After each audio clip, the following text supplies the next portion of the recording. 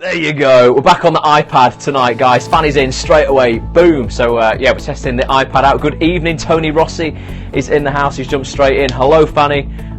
Good to see you. So, yeah, hopefully Periscope's going to behave tonight. It came out quite well on the iPad last time we did it. It was playing up with my iPhone. Tony, I don't know if you've been Periscoping recently and you've had any issues with your iPhone, but mine just kept cutting out. Sam, good evening. Great to see you. We're going to give people a few minutes to join, guys. Thanks for joining me again. It's Wednesday night. That means it is book club. For those who don't know me and haven't got a clue, or they've just stumbled across this, watching this on the replay, anything like that, and they've never seen Periscope before or anything that I do. My name's Ross. I'm an actor. I'm a voiceover artist from Manchester in the UK. Good evening, girly whirly. And a Periscope twice a week. Once on a Monday night. Although, guys, I'm so sorry. I forgot to tell you that Monday wasn't happening this week. Because I was out actually doing a brand new feature for Act on This. Again, if you don't know what Act on This is, go to actonthis.tv. It's a website and community that I run for actors. Go and check it out, actonthis.tv. Come and join the Facebook group, facebook.com/groups/actonthistv. Verona, good evening, great to see you. Yeah, I was out filming a brand new feature with our awesome director friend, who might even be on the scope tonight as well, Chris Stone. I'm so excited, guys. I can't show you anything about it right now, but in a week it'll be out. I've got a little bit more to film, and it's what I envisaged for Act on This from the very, very start. So I'm super pumped to actually finally see it in reality. It's what I kind of saw for Act on This 5 years ago when I first launched Act on This. Is what I wanted to do. Matt Hall's here. Good evening. Great to see you. Thanks for sharing, Tony. Yeah, we're going to give people 1 minute to join. Let me know what you've been doing this week. Let me know if you had anything exciting happen. If you're an actor, let us know if you had any auditions. If you're not an actor, I don't care. Stay on the scope tonight. Because everything that I Periscope about, on a Monday night I do something called Motivation and Mind Hacks, which is literally that, motivational hacks, mind hacks, tips, tricks, things that are going to up your productivity, up your motivation, help you get things done quicker, basically achieve more in less time. And on a Wednesday night we do book club, which generally aren't acting books. They're things that you can implement into any part of your life. Oh my god, I have 5 scripts to learn, says Verona. Excellent. Well, I mean, that's pretty good. I don't know how that happened, she said. Well, that's good. She's grateful for that. Awesome. That's brilliant. It's like buses. You want 1, it's not there. 5 just pop along at once. Sounds like a great problem to have, says Tony. Excellent. Yeah, let us know what people have been up to. Tonight, guys, we're looking at, for the 3rd week, a great book. Anna, good evening. I've been offered a lead role in an unpaid film, girly whirly. Amazing. Good stuff. Well, I've got no issue with low pay, no pay in the acting industry when it comes to quality. So I will work with people like Chris, who Chris Stone, completely for free, because we work together, it's a collaboration, and we produce amazing stuff. I'm not going to go and work for something that I don't think is very good for low pay or no pay, but I'm not one of these people who wants to create a lynch mob to go out and just castrate anybody who is trying to get stuff produced for free. That happens sometimes, and if it's a passion of yours and you're cool with that, and you're curious about it, that's the thing, you see. Sometimes it's not always about chasing your passion, it's about chasing your curiosity. And if you're curious about filmmaking, you want to learn more, maybe it's worth doing that for free so you can learn more. Can you please tell Sophie, my little girl, to go to sleep? She's in bed with me, says I'm far. Sophie, stay up. Rock and roll. Get yourself a coffee, Sophie. You'll be up all night. No, don't. Do as Anna says and behave. But I'm sure you can watch, and maybe this. You know what? For a kid, I'll read this to you. For adults, we'll thrive off this and we'll love it. A kid, this will send you to sleep straight away. Don't worry about it. So tonight, guys, yeah, we're looking for the 3rd week at Gary Keller's book, The One Thing. We've looked at 2 chapters of this so far. The first chapter, I just introduced you to what The One Thing was, and that basically it's a book all about productivity, getting stuff done. There's a child around, I won't swear. It's all about getting stuff done, basically focusing on the one thing. She's watching, she's 3, definitely no swearing. I won't, no bad language at all, Anna. Yeah, the one thing is about literally that, focusing on the one thing in your life that's going to enable you to have that, hit your goal, really, the highest contributing factor that you could possibly be focusing on right now in order to achieve what you want to achieve. What we do as human beings normally is we chase 15 things at once, and we make a millimetre of progress on each one, and then we become frustrated because a lot of happiness comes from progress. I'm a big believer in that. And if you're not progressing in what you want to do, you become down and frustrated. So if you're trying to chase 15 things, you're almost bringing that frustration on yourself, because there's no way anybody, no matter how skilled you are, thanks for sharing, Verona, how skilled you are, there's no one on the planet who can succeed at 15 things at once. Tony says, story of my life lately. Grateful we're talking about this. Tony, man, it's the story of everybody's life, because we live in such a fast world where we want everything yesterday, and we want all this and this and this. I mean, I want to achieve enough money to buy this. I need enough time to do this. I want this kind of relationship, and you're chasing all these little things at once. And of course, you can't put any quality time into any of it. So what the one thing teaches us to do is literally focus on the one thing, which is going to contribute most to what you really want right now. We then looked at chapter 9 of the book last week, which was titled "Big is Bad." Well, big isn't bad, and it was all about the myth that thinking big is bad. So we associate big with bad sometimes. The big bad wolf, big bad John, big bad this, all that kind of thing, and what Gary says in the book is most people are after a goal, and I so believe in this now after reading this, and I've changed my attitude a bit over the last week because of it. We set a goal here, yeah, and then what we do is we create a plan to get it, which seems logical, seems normal, like what you should do, and it's what 99% of the population do. But unfortunately, our plans aren't always good enough to get to where we want to hit. So we actually end up here just below where we wanted to be. So what Gary says is you need to think bigger. Stop thinking so small. If your goal is here, 10x it. So 10 times it. So really, your goal is up here, and create a plan to achieve this. And then he says, likelihood is your plan ain't going to get you right up there, but it's going to guarantee you get like here, you get above your initial goal. So if you wanted to make £1,000, say, okay, you go, okay, I want to make £1,000 this month. Well, okay, that's fine, but you might create a plan to get that, and you hit $750. Tony's in America, so $1,000, $750, and then you're like, man, okay, didn't quite do it. What about if you went, okay, well, I want to set a goal for $5,000 this month, or £5,000 this month, which is a lot of money. Okay, so you have to think bigger, do more, take more action. And then you might not hit 5, but you're guaranteed you're going to hit 1, which was your initial thing. You might hit 2, and then you've doubled your initial target because you've thought bigger.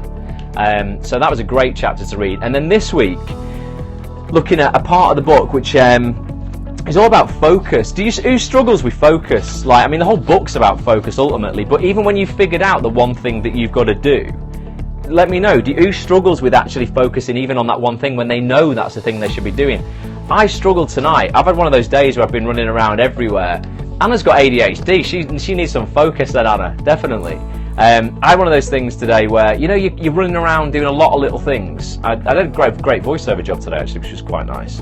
But I didn't feel I did much more than that. I had to turn a few things down and stuff, and then I came home and I felt quite lethargic, thought I've not really done that much today. And I sat in the chair, and I knew, people are saying procrastinate a lot, so Girly Willy procrastinates a lot. Yep, I do everything but what I need to do, says Verona. Well, I was sat in the chair, feeling a bit drowsy actually, and a bit tired, and I knew I had to go to the gym, because it's a massive part of my life, and if I don't go, I always say don't make a bad day worse by not working out, because you'll let yourself off if you had a bad day, because you just let everything go to ruin.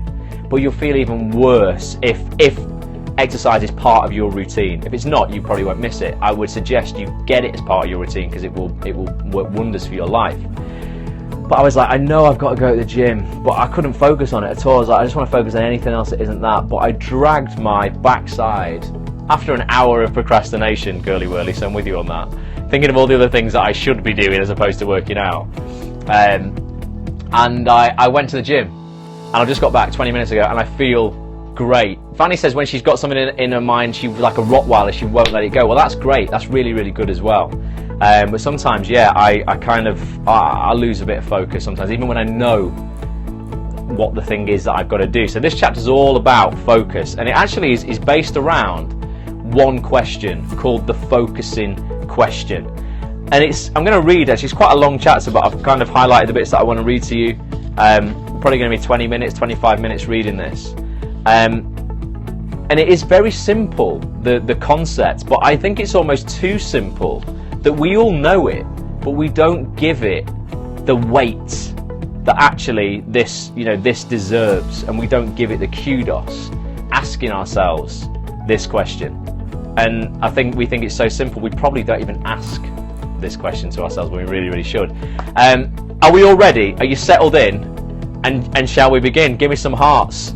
Give it some shares as well, just in case other people who, I don't know, they don't have to be actors to get this. You can share this on Facebook, share it on Twitter.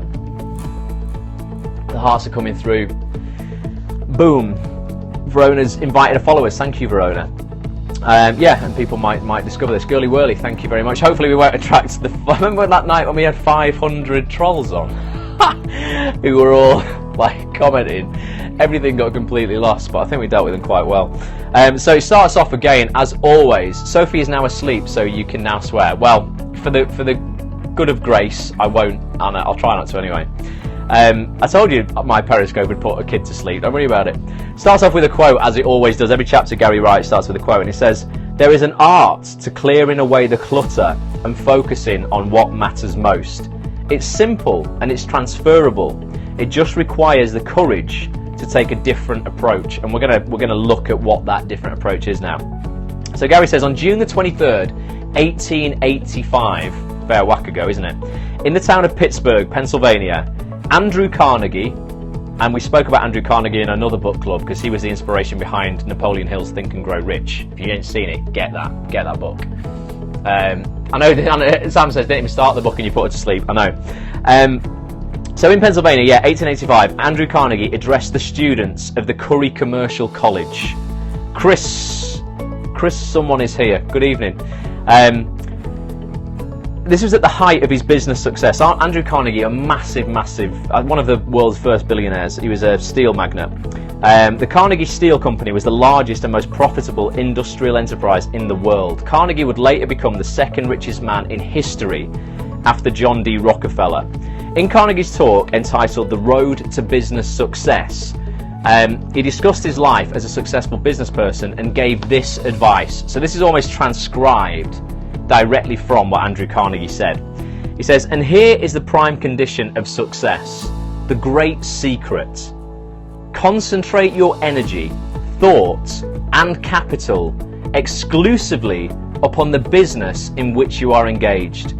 Having begun on one line, resolve to fight it out on that line, to lead in it, adopt every improvement, have the best machinery, and know the most about it. The concerns which fail are those which have scattered their capital, which means that they have scattered their brains also. They have investments in this or that or the other, here, there, and everywhere. Don't put all your eggs in one basket is all wrong," he says. "I tell you, put all your eggs in one basket and then watch that basket. Look round you and take notice. Men who do that do not often fail. It's easy to watch and carry the one basket. It's trying to carry too many baskets that breaks most eggs in this country." So I completely agree with that, and that doesn't mean, I don't think what he means there, because I say, you've got to diversify within the one area that you're in. So for you, if acting is your life, focus on that, and then how you can get more of that. This is true, but I need to pay bills. Well, that's part of it, Anna. That's part of it. So for you to fuel your dreams here, part of that is focusing. Okay, well, part of my focus is I need money to fuel this. So that's great, because that's part of it. You're not scattering stuff going, oh, actually, I'm going to go and practice, I don't know, I'm going to go into singing and dancing as well. And then I'm doing like a little bit of this, a little bit of that, and a little bit of that. If acting is your thing and you just want to fuel that, of course you're going to need money for it. Well, that's part of it. Okay, so that's not you scattering your brains. That's you actually focusing on the fuel that's going to, it's going to light the fire. So how do you know which basket to pick? And it's all about the focusing question. I'm not going to tell you what that question is yet. He says Mark Twain agreed with Carnegie and described it this way. You might have heard of Mark Twain. "The secret of getting ahead is getting started." I'm a big advocate of that. "The secret to getting started is breaking your complex, overwhelming tasks into small, manageable tasks and then starting on the first one. Again, sounds simple. We've covered it in a lot of scopes. It's the first part of goal setting. But again, we know it, but how many of you are doing it? You know, sometimes I read this stuff all day, every day, and I still have to remind myself of this all day, every day when I'm setting off on this new thing that I did with Chris. It's a big project, and it started about 3 months ago with research into the kit that I would need in order to do this. If I'd have thought of what we had to do on, what night was it, Monday night just gone, back then, I wouldn't have even gone through with it, because I go, God, how do we even get to that stage? I just went, right, what's the first thing that I need to do? Let's find that, and that's what you need to do. It says, did you notice that both of these great men considered their advice a secret? Okay, I don't think it's so much a secret as something people know, but don't give proper weight or importance to. Most people are familiar with the Chinese proverb, a journey of 1,000 miles must begin with a single step. They just never stop to fully appreciate that this is true.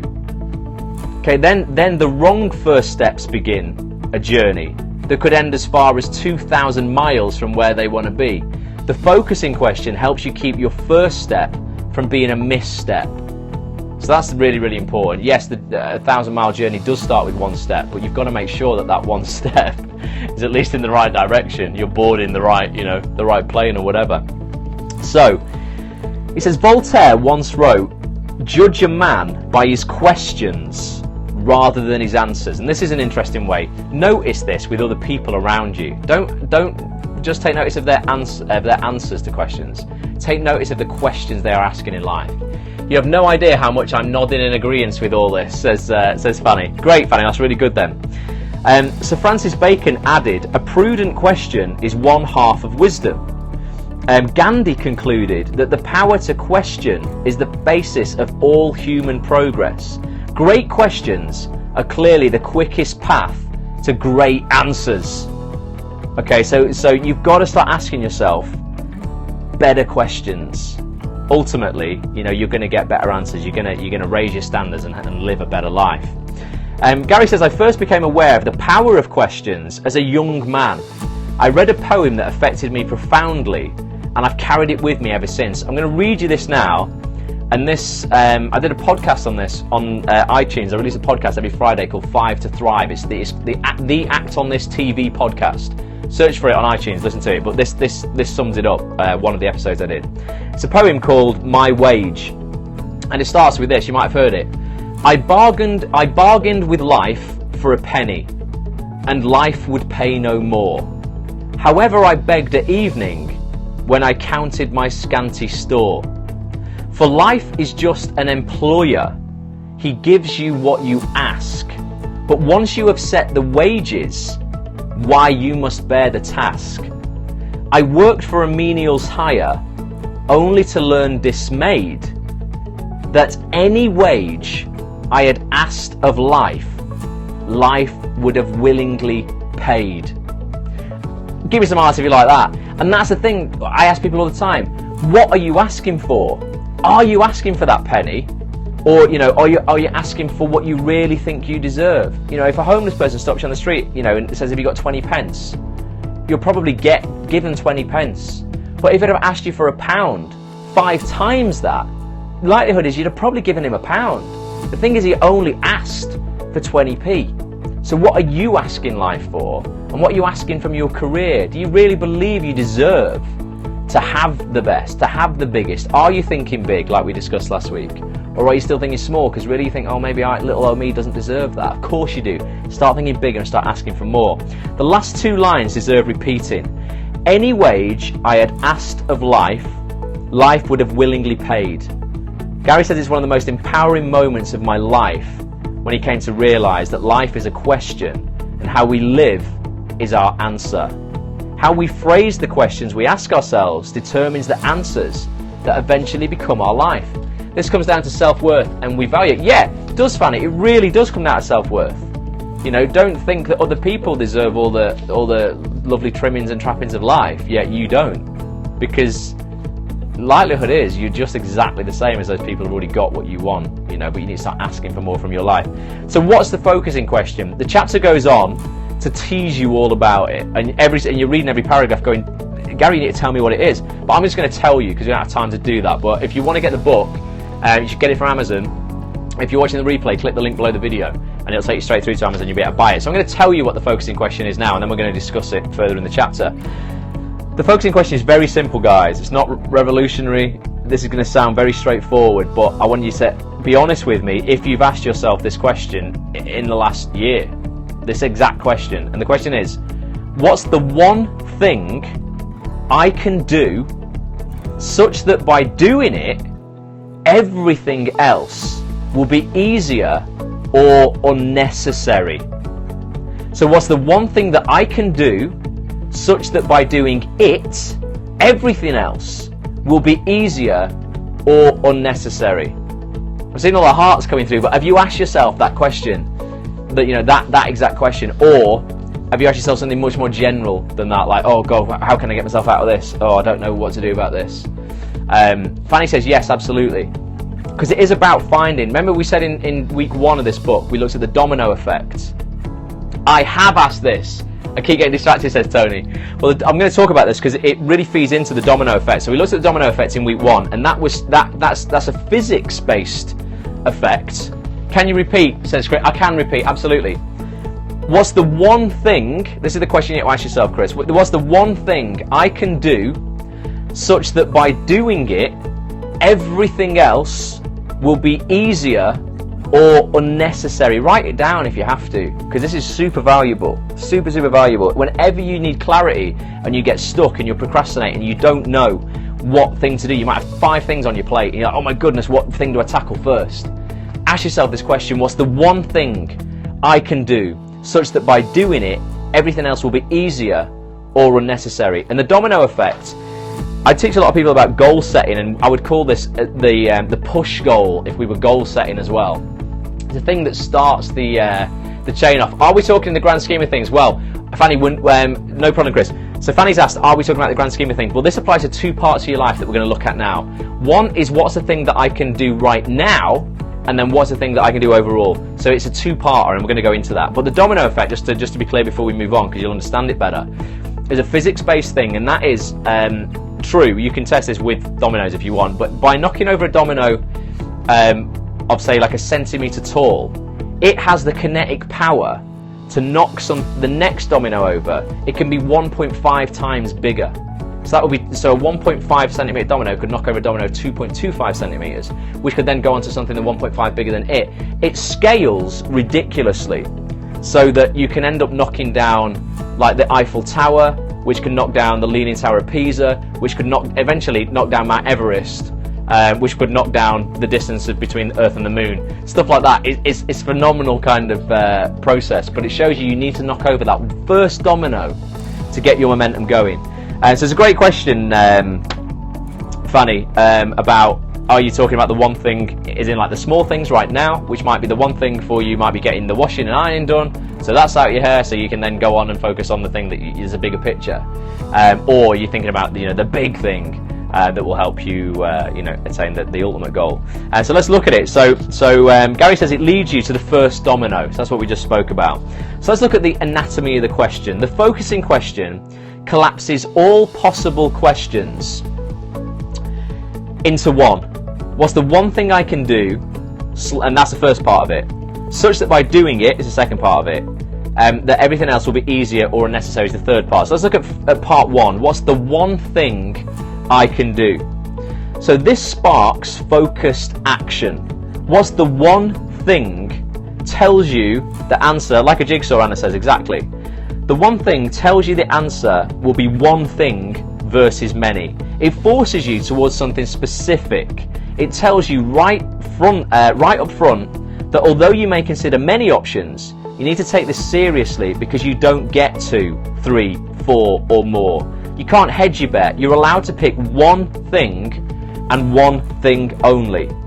The last phrase, can do, so the one thing I can do, is an embedded command directing you to take action that is possible. People often want to change this to should do, could do or would do, but those choices all miss the point. There are many things we should, could or would do, but never do. Action you can do. Verona says brilliant. Can do beats intention every time. So like me downstairs before, I'm like, I should go to the gym. You know, I changed that to a must. You know, it's the one thing that I can do that I knew would make everything else easier, because I'm going to feel better. I'm going to get on here with more life, with more passion. I'm going to feel better about myself. Once I finish this scope, I'm going to get onto video editing because I'm going to have more life. I feel alive. We feel we get back the energy that we put out, I feel. So if you go and be physical, then I'm generally more productive like 2 or 3 hours after being physical. So I knew I had to do that. So that's part one. What's the one thing I can do? So it's not what's the one thing I should do, what's the one thing I could do, what's the one thing I would do. It's the one thing I can do. Or ultimately, if you want to take it a step up, for me I would say it's the one thing I must do. Part two, and that's such by doing it. So we've had part one, which is what's the one thing I can do. Part two, such by doing it.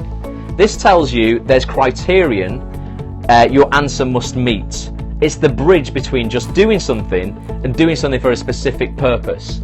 Anna says, I was so annoyed could not make it to Act Up North last night as parents' evening went on too long. Well, our parents' evening is pretty important, so maybe that was the one thing that you needed to do to make everything else easier. There'll always be next week for Act Up North, Anna.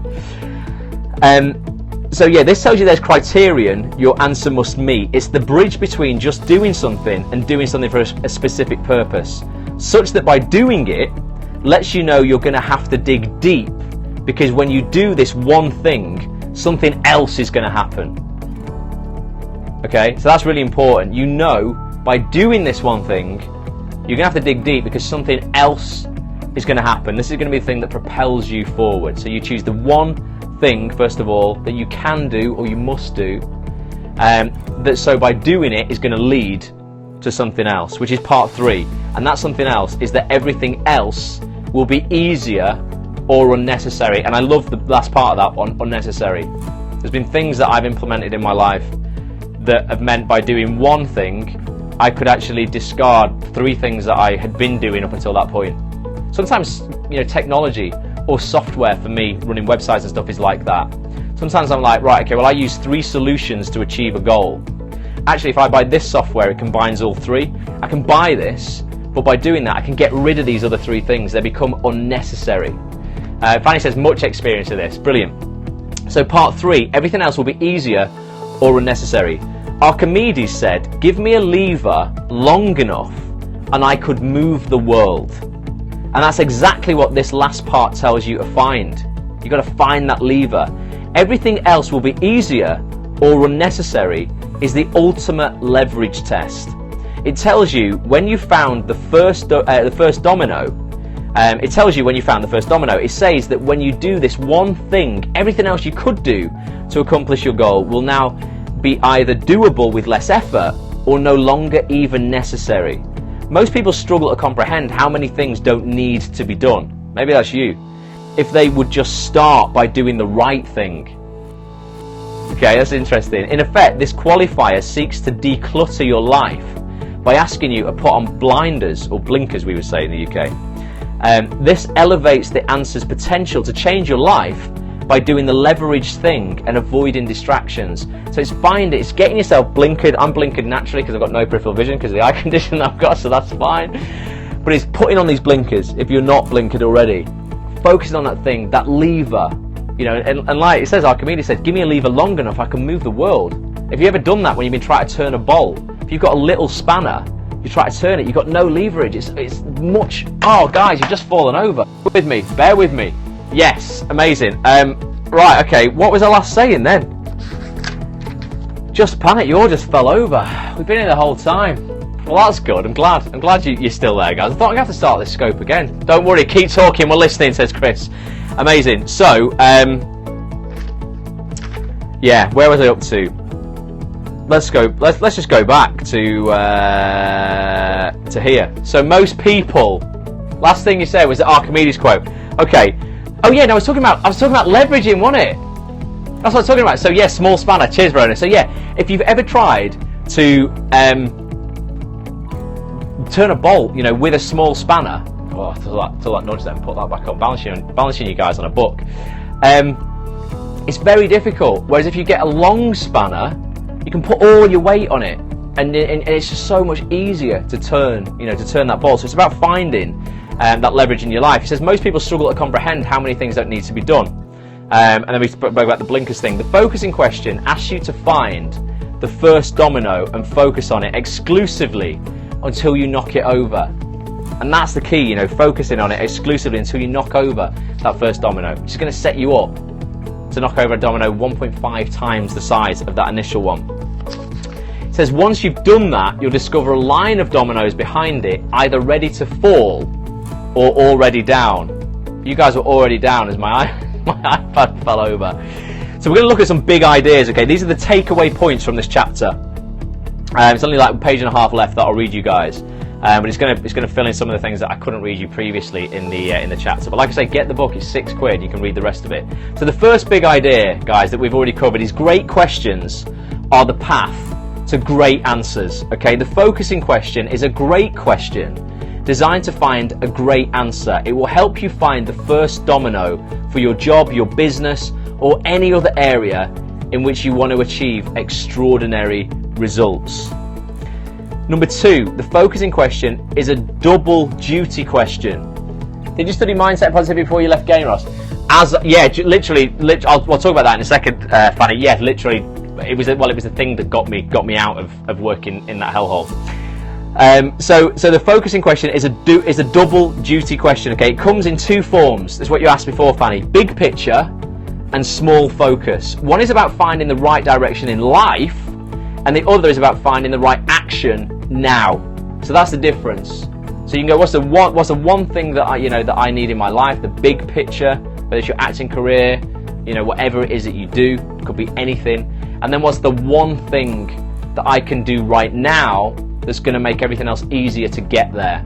So it is a 2-part, it's a double duty question. It's a 2-part question. Number 3, the big picture question. So let's have a look at that.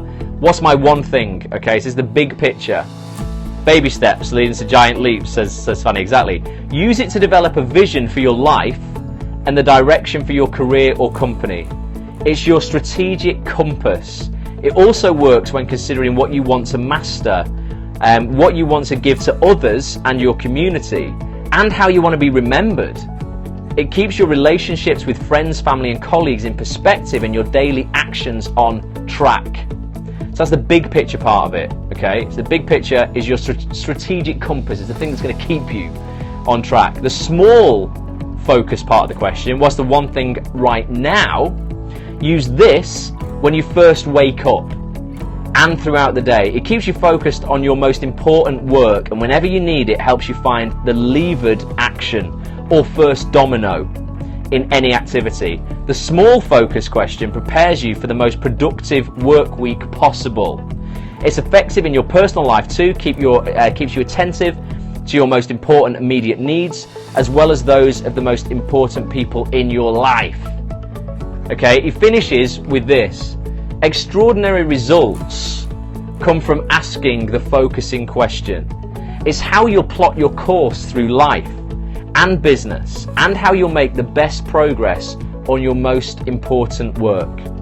Whether you seek answers big or small, asking the focusing question is the ultimate success habit for your life. Boom, Gary Keller. So just to remind you, if you haven't written down what the focusing question is, let's read it to you again. Have you got a pen or notes on your thingy, on your computer or something like that? Focusing question is, what's the one thing, and underline, well, in capital letters, one thing. What's the one thing I can do? It's got to be doable. Not should do or would do. Do, can do or must do, okay? Such that by doing it, everything else will be easier or unnecessary. Okay, what's the one thing I can do such that by doing it, everything else will be easier or unnecessary? And I want you to all answer it right now. Okay, let's go for the small focus. You guys can figure out your life focus on your own when you've got more time. And you probably know that already. You probably know what your one thing is. Maybe not succinctly, not as clear as you might like, and you can work on that. But what's the one thing that you can do now or tomorrow morning when you first wake, eat the frog, so to speak, do the hardest task of the day first. What is that one thing for you that you can do that by doing it is going to make everything else in your life for that day or week or month or whatever easier, or unnecessary? So you can actually throw it away. So you go, actually, I don't need to do that now. If I do this, don't need to worry about that. Meditating, brilliant. Get my 8 hours sleep. Verona says, get my 8 hours sleep. Verona, you can never underestimate the power of sleep. This bullshit, I'll say it really quiet because the 3-year-old might be awake. This total bullshit about, you'll see these quotes online, like, I don't need an alarm clock, my passion wakes me up, I'm grinding this, it's all about the 22-hour days, baby.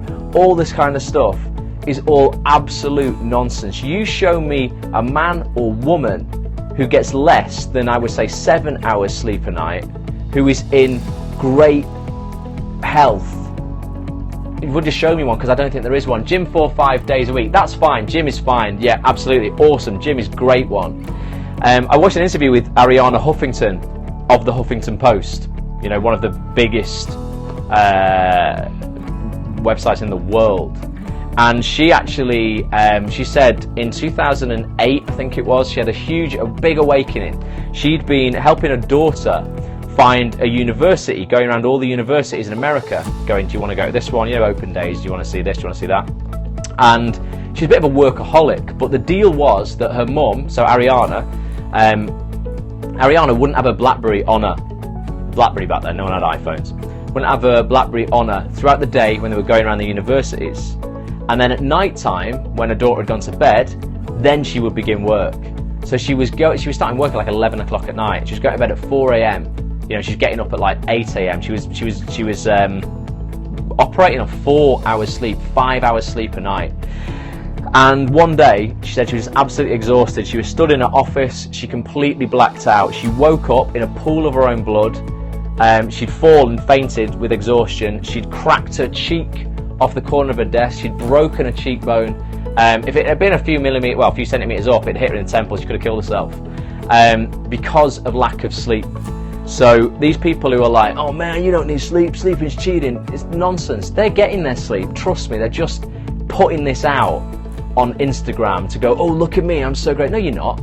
You're not at all. If you want to be a peak performer, a high performer, one of the world's greatest athletes or actor or whatever, anything, you need your sleep. There's been a lot of studies done in sleep as well. 8 hours is kind of a magic number. A lot of people can get by on kind of like 7. There's been studies I've read that say 6.5 is a great amount of time. But for me, I feel everyone's different, and you know your body better than anybody, so you'll know what you need. And if you need 8 hours, you make sure you get 8 hours. If you're going to operate, so I'll say a really great one. But yeah, overworking and no sleeping will catch up on you, and you'll be like Ariana, falling over in your office, breaking your cheek bone and waking up in a pool of your own blood because you've overworked yourself. That's the moral of that story. So we've had go to the gym 4 or 5 times a week. I'm big on that. I'm with you on that one, Chris. I think it was Chris who said that. Verona's getting her sleep. Fanny's meditating. That's a big one. Do you know what? I don't do it enough. Don't do it enough at all. Anna says I need lots of sleep. Good one. Make sure you get your sleep. What about you, Tony? You're still on here, mate? Tony's in the States. I want to know what his one thing is. My one thing for this week is what's my one thing for this week? I need to think of something that I should do. My one thing really is finishing off this feature I filmed with Chris on Monday night. I've edited 40 minutes out of the hour and 5 minutes. I didn't know you meditate, Ross. No, well, I do when I kind of, that's something that's a bit of a should for me as opposed to a must. Exercise is more of a must for me. I did, so Headspace, the app Headspace, you can get it on your iPhone. They do a free thing called Take 10, which is 10 days of meditation, 10 minutes I think it is for 10 days. And I did that because it was free. And it was great actually, it was really, really good. I'll answer that in a sec, Fanny, as well, yeah. And when I run my seminars in LA, my one thing is working on my Beachbody business. This will give me more time and money for acting. Great, Tony, brilliant. Yeah, so I I'm part of a company in America, in LA, and we run, it's not for actors, it's for guys and girls now who want to kind of get their mind, body and businesses right.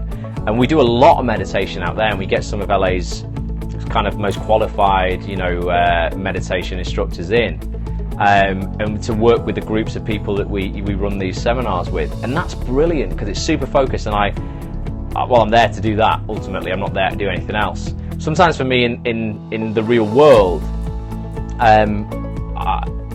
it's just an excuse if I say I don't have time. I do have time. I should basically, finally, I've got hold myself accountable. I should just make more time, because I believe it does make a difference to your life. And people mix up meditation with, they feel it's all like hippie stuff, and oh man, I should just, I'm meditating. It's not. All meditation is effectively just disengaging with work and the world for a little minute to listen to yourself and check in with your body, check in with yourself, your mind. I would hear things when I did that Take 10 meditation, and I would do it at home where I am now, and I'd hear things that I wouldn't hear during the day. I could hear the sound of the wind, the birds, the trees, stuff that was always going on, but I'd never heard before because I never took time out. Finding and defining my brand as an actor.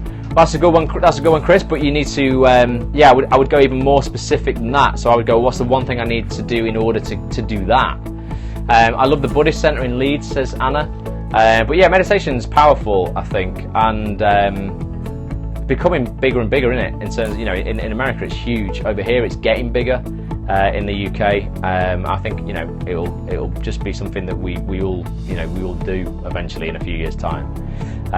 But take Headspace don't just do the Take 10. They also do little mini meditations that you could do on the way to an audition that's 3 minutes long. They're called SOS meditations if you're just having a meltdown and you need to just kind of zone out for a minute.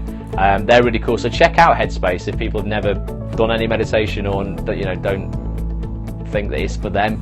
Try Headspace first. It's completely free. Have you gone to retreats? No, I've never gone to a meditation retreat. My business partner Mark has, where all he did for a week was meditate for 10 hours a day. It was way too much. He was and they weren't allowed phones or anything. He did it to see what it was like, but he was for him, he also did a thing where he did 2 hours a day, because it really affected him positively. But again, it was finding the 2 hours. So now he splits it, an hour in the morning, hour in the evening. But yeah, I've never done any kind of retreat. The things that we operate in the States are kind of like retreats, but they're more we focus on fitness and business and mindset. But to answer your question before, Fanny, you said, did I study? So for those who don't know my past, it's not colourful, I'm not a criminal or anything like that, but I got into high performance mindset and science-backed psychology. Science-backed positive psychology about 8 or 9 years ago when I was working in a retail store here in the UK. I worked in a computer game shop called Game. For the first 2 years it was alright. For the last 8 years, just didn't really want to be there. I was at drama school at the time. I left drama school. I was supposed to be an actor, but we all know, it's difficult to get that first peg up. It's quite overwhelming when you come out of drama school and you're like, right, now I'm supposed to be an actor. How do I get my first job? So I carried on working in that store for quite a while, and a few years, and I ended up literally just resenting my life, effectively. Not my life, but the situation I was in. I was I'm supposed to be a qualified actor, I'm a professional, I don't feel like I'm fulfilling any of my potential, yet I had a lot of limiting beliefs about myself, about my situation, about the money that I needed, why I should stay in that job, sacrificing 40 hours a week working in a job I hated in order to fund a job I loved but never had time to do. Pointless. And then I met a guy called Mark Dharma, who was at the time a fitness model stroke psychology student, and he was going over to LA to study at Claremont University to get a master's degree in positive psychology. He sorted me out with some fitness stuff because he was super fit and toned and muscular, and I was like, man, I need to get in shape. And it was getting into the fitness that got my mindset right, and I was like, wow, if I'm smashing goals in the gym and I can see the results physically, I can apply this surely to other areas of my life. So, I might not be able to see them as stringently as I can literally my physicality, but if I break down my career goals the same way as I'm breaking down lifting more weight in the gym or running further distances, then surely it's got to work, it's got to apply. Started doing that, started reading more books, started talking more to Mark, kept in touch even when he was in the States, and started thinking bigger, and really just raising my standards for myself. Did you study mindset with the thinking of turning it into a business? No, never. Never in a million years. I knew nothing about business back then. I didn't know anything about websites. This whole thing came about. What I do now and what I do today in coaching people, and a brilliant, a huge passion of mine, a great product I created last year. Earlier this year I launched it, called Bulletproof Actor, Unstoppable Confidence, Infinite Success. I'm going to open the doors to enrollment for that again later this month. It only opens 3 times a year, and that's a really intensive study program, either independent study, or you can get a VIP version where you study with me once a week live on a webinar, similar to this really, but with the group. That came about because I would interview a load of casting directors and agents and other actors within the industry, and I've just been around the acting industry for 15 years now. That's my one thing that I feel I know, I know the most about. And I would interview all these casting directors, and the one thing that they would tell me let actors down the most was confidence and self-belief. And I couldn't believe it, because I was like, well, they're actors, surely they want to be in the limelight. Why are they the ones who have got confidence issues? They're standing up going, look at me. That doesn't tally. But I saw it in my own eyes when I went, right, I'm going to sit in on auditions, I'm going to work with casting directors and see this for myself. And I would see people sabotage their audition time and time again. Great actors who I knew were great, had seen their show reels, ruin themselves because they had already defeated themselves before they walked in the room. I hope friends watching these scopes realise how important mindset and reading books is for us. Yeah, and like I say, I relate this to the acting industry and what we do, but everything I talked about tonight is applicable for everybody. Well, you're living proof of mindset then, Ross, if there ever were any. Thank you. I really appreciate that. But yeah, all I do, literally, I read and absorb everything that I can, and I've been doing it long enough to have tested this stuff in my own life. And there's some stuff I will never tell someone to do something if it hasn't worked for me. And it might not be that it won't work for them if they've tried it, but all I do is just practice what I preach. I don't, I'm not one of these guys, I don't like, sometimes, you see on Instagram, like these 18-year-old life coaches. You're like, what have you really experienced in 18 years of your life? Maybe you have, everyone's got something to offer. But I think I think it's become quite trendy to kind of offer this kind of advice and that kind of stuff. But the people who I follow, who are doing it, and who I'm learning from, are the people who are implementing their own lives and testing it out. And that's all I'm trying to do. Implement this stuff, test it out, and give you guys feedback on if it's working for me. And if it is, I want you to try it. You can give me feedback. It's not like I'm the guru and here you go, do as I say, and you'll be happy ever after. We're all work in progress, aren't we? But I do think, I'm only 33, but I do think I've faced quite a lot of adversity in my life. I've got a degenerative eye condition, so I'm losing my eyesight. Which was a whole thing to do with mindset for me. Like, well, what do? Do I, eventually, I know I'm going to lose my eyesight. So do I give up and just roll over and go, forget it, because the dreams that I build now, I'm not going to be able to see them in the future, or do I not worry about that? Because there's loads of other things that could take me out well before then. I could be hit by a bus tomorrow or whatever. But that was a big struggle with my own mindset and rewriting my own story for myself, and being, rewriting a limitless story for myself as opposed to being boxed in. And that's the stuff that I just want to get out there and help other people with. I said the things that we cannot change, and the courage to change the things that we can. Yeah, that's right, Anna. Definitely, but we're all just human. Everybody needs help coping at one stage in their life, 100%. We all do, and that's what I'm just trying to help people with. May I ask if you have a limit on time of your eyesight that you've been told? I don't know, Fanny, is the answer, because it's different in every single person. So I have something called retinitis pigmentosa, which it kicks in when you're in your teens, and your peripheral vision comes in, and you lose your peripheral vision. I struggle a lot at night vision as well, until eventually you're left with some minor central vision. My mum's got it, and she doesn't have any vision now. She's in her 60s. It's different in every person, so it's difficult. I'm so grateful, because there's kids though who are 16 who have got an aggressive version of this, who don't have any eyesight left now. I'm 33, I've got double what they've had. And I choose not to focus on it, because it's not very good for you, is it? Focusing on what you don't have, you focus on everything you have. And I'm super grateful for the eyesight that I've got. But yeah, I don't know is the answer to that. 60, I'm hoping for. Give me another 27 years of my life. Thanks for sharing that. I've just been diagnosed with an autoimmune disease and have been feeling what, Verona? She couldn't finish off the comment. I don't think it lets you comment that much, does it? But yeah, it's a similar kind of thing, and you've got two options when you're dealt stuff like this. If you roll over, but you are right, it could be hit by exactly. Well, this is the thing, right? You look at it this way. You go, okay, well, for me to fear the future that could be, like I say, 27 years down the line. I might have no vision left at 27 years down the line. Something else could take me out way before then. So what, you know, and also let's look on the other side of it as well. You know what, and this applies to you, Verona, as well. Science is amazing right now, and they're making leaps and bounds, you know, in faster than they ever have in history. So what's the point in me wasting 20 years of my life, say from now from 33 till 53, gutted about the situation I'm in, not striving to fulfill my potential, not looking for greatness and building success? And then what happens if at 53 science turns around and goes, we can fix that for you, Ross, we can deal with that now, here's some stem cells or whatever it is, and your eyesight's fine. And I go, man, I've just wasted 20 yees of my life worrying about something that never came true. Mark Twain said a great quote. He said, I've put myself through many things, through many horrendous things in my life. Most, you know, or a couple, he said, actually happened. It's something like that anyway. But it's what we do. We put ourselves through all of these horrible things that may never ever happen. So many of us do this, says Tony. It's such an important lesson here. It definitely is. Anna says, how do you manage nervousness? Well, that's all a mindset thing as well. So someone said, and I'm so sorry, someone who's watching put a quote up about confidence a minute ago. To deal with nerves, it's a huge part of Bulletproof Actor, Unstoppable Confidence, the program that I run. It's about manufacturing authentic confidence. And a lot of people will lie to you, and they will tell you that people are born with confidence. You know, oh, they were just born that way and that's how they were.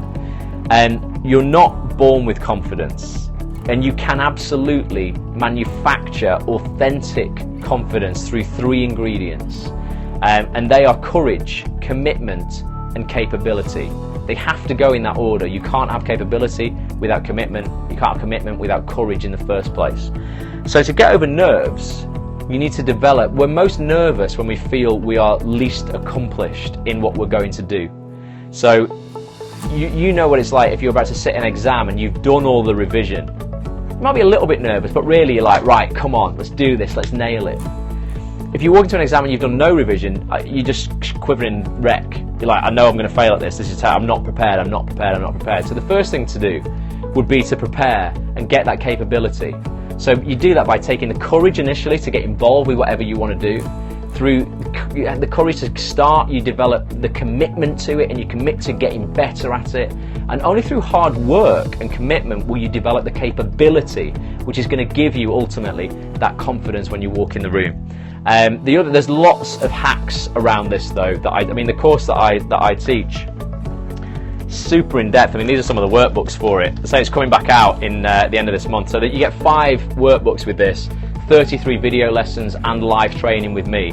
I just took people through it for the first time from February till about from March, April, till May, and it's changed people's lives drastically. I'm so happy about it. But they're super high quality PDF workbooks, and you have to fill in all these exercises, all about it, and effectively you rewrite your entire life story, because your limitations and the things that make you nervous today, Anna, will have been formed by your past, no doubt about that. Past previous experiences that you've had have developed limiting beliefs within you, and they could be things that you were told 10-15 years ago about you and about yourself, and you're still being limited by those today. Chris says how much? So there's two versions of the course, Chris. There's one, it is online, Verona, but it's offline as well, in terms of you can download the videos, you can download the audio. There's 2 versions of it. There's a self-study course. It's £197, and you get access to all the videos, you get access to all of the workbooks. You can download the videos, you can download the MP3s if you just want to listen to it on your iPod, and you become part of the community as well, the Bulletproof Actor community. We have a Facebook group, and underneath each video lesson are comments, and you can ask questions and get feedback and all that kind of stuff. There's then a VIP version. It's £100 more, it's £297, and you get 5 weeks of training once a week. It's accountability, really. It's for people who really need accountability to get through and to take action and commit to it. And we study 1 unit a week, so you would do the unit on your own during the week, and then we meet up once a week online on a live webinar as a group, and I give you some more in-depth training on the stuff covered in that unit, and you get to ask all your personal questions, how it relates exactly to you, and you get accountability, so that we go, okay, well, for next week you've got to achieve, finish unit 2, and then we do the same thing. And then you also get bonus webinars with some of my friends who are some of the leading thought leaders on the planet, and people like Mark, who got me into this, like I said, 8 years ago. He comes on and does a lot of nutrition stuff and physical stuff, because that's a really big part of health and well-being. You only feel as good as the stuff you're putting in your body, all that kind of stuff. But it's a super in-depth program. It's so in-depth, and you get a 30-day money-back guarantee on it, because I'm not I'm not a marketer, I'm not a money spinner, I'm not selling snake oil. This is something that I put my heart and soul into for a year creating, and spent 8 years studying in order to do. And if you don't like it, it's an awesome group, says Sam. If you don't like it, it's $297 for the accountability, for the program and the accountability and the live webinars, Fanny. It's a weekly meet or 2 weekly meet online. It's about every 10 days online. But yeah, if you go through the program, this is the deal for the refund, basically. If you go through the program, you must complete it, and I know if you've completed it, because the program that runs it online tells me whether you've watched the videos. I can see what you filled in. You must go through the program, fill in the workbook, fill in all the exercises, and attend the live webinars. If you're on the VIP version, or at least watch the replays, because I record them and you can watch the replay if you can't make it live. If you go through the whole thing and you don't feel that it is absolutely, utterly changed your life and the way you think about yourself, and you don't feel 10 times as confident as you were when you started out, you just drop me one email and I will refund you the whole thing. Do you do installments or all up front? There is a payment installment thing for it, Fanny, where you pay, it works out 20 quid dearer, but you pay 3 payments of £99. So it works out like £20 dearer, I think, or something. If you you pay 3, is it 97 quid, £99? Yeah, it works out. I can't remember the pricing of it. It's been I didn't sell it back in February. £197, £297. Or 3 payments. Oh no, it's not. It's 3 quid dear, isn't it? So yeah, so it's £197 for self-study, £297 for the VIP, or it would be no, it's £297 as well. So yeah, it's just you can pay it off in 3 installments. 99. Woo, it's £99 an instalment. Yeah, that's brilliant, isn't it? I can't do maths at all. But yeah, it's great. I've loved taking people through it, and we've got a super great group of people. Sam's been through it, and then you get access to it for life as well. Then it's online, you can revisit it anytime, you can watch the lessons, watch all the audio, listen to all the audio, replay the live stuff. But Sam was in the first group. There's about 34 people went through the first group. But if you still feel you are limited by previous bad experiences, we have an issue, you see, in life. Life will always knock you down. There will be big events in your life that will cripple you from time to time. But if that big event that crippled you 5 years ago is still crippling you today, we've got a problem. And that's what the program, aims to solve, to get rid of that, rewrite a limitless life story for yourself. How far apart are the installments? Every 30 days, Fanny. So it's 3 installments of £99, 30 days apart. So you pay £99 initially, get access to it all. And then 30 days later you'll pay another, and then 30 days later you'll pay another. It's all automated. You just put your credit card in, it does it all for you. You don't have to sort a payment out every month. It just it sorts it all out automatically.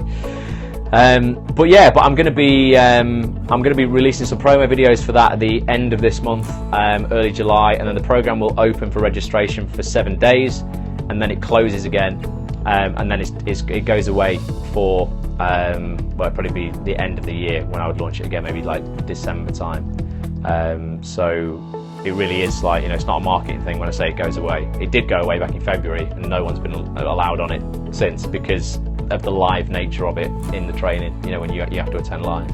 But I'll keep you posted. If you want to read about it, by the way, and watch a little introductory video, go to bulletproofactor.com, www.bulletproofactor.com, and you can read a bit about it.